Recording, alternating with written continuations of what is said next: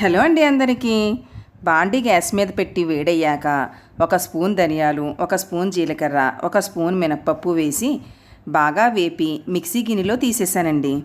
ఇప్పుడు అదే మిక్సీ గిన్నెలో 2 స్పూన్ల కారము, సరిపడా సాల్టు, 10 వెల్లుల్లి రేకలు వేసి మెత్తగా మిక్సీ చేసేసానండి.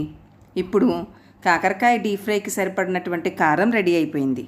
అదే బాండీలో కాకరకాయ డీప్ ఫ్రైకి సరిపడా ఆయిల్ వేసి కాయల్ని చూపించిన విధంగా చెక్కేసి 4 భాగాలుగా కట్ చేసి ఆయిల్లో డీప్ ఫ్రై చేసేసానండి. ఇక్కడే కొద్దిగా టైం పడుతుంది.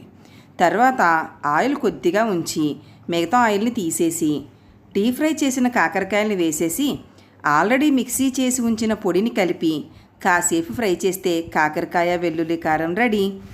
ఈ విధంగా కాకరకాయ కారం చేస్తే ఇష్టంగా తినని వాళ్ళు చాలా ఇష్టంగా తినేస్తారు. అలా